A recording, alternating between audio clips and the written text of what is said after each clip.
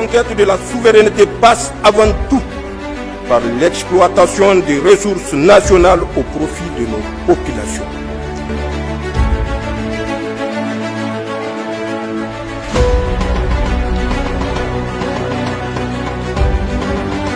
Une nouvelle étape vient d'être franchie dans la quête de souveraineté économique des États membres de l'Alliance des États du Sahel. Les ministres des Finances de l'AES ont procédé au lancement officiel de la Banque confédérale d'investissement et de développement BCID-AES à travers la signature d'une convention marquant l'entrée en fonction de cette nouvelle institution financière.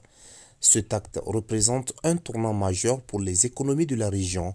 Il traduit une volonté commune de disposer d'un outil autonome capable de soutenir les projets structurants, de financer les priorités nationales et de renforcer la capacité d'investissement au sein de l'espace AES. Aujourd'hui, nous franchissons une étape décisive vers la souveraineté de notre financement.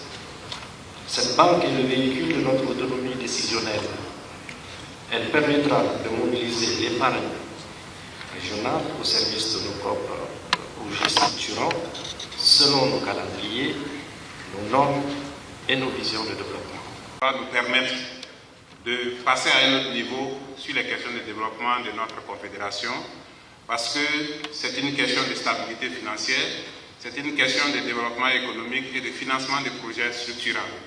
Donc aujourd'hui, nous devons considérer que nous rentrons donc dans l'histoire avec la création de cette banque et nous devons faire en sorte que la banque puisse remplir toutes ses promesses.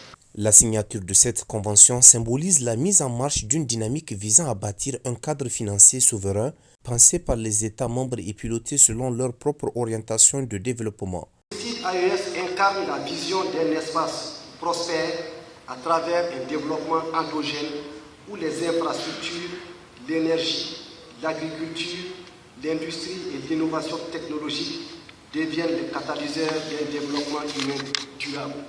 La BCID-AES se positionne ainsi comme un levier stratégique pour accompagner la transformation économique, renforcer les infrastructures et promouvoir une croissance portée par les besoins internes de la région. Avec ce lancement, les pays de l'AES posent un jalon décisif vers l'autonomisation financière et la consolidation d'un outil d'investissement adapté à leur ambition collective.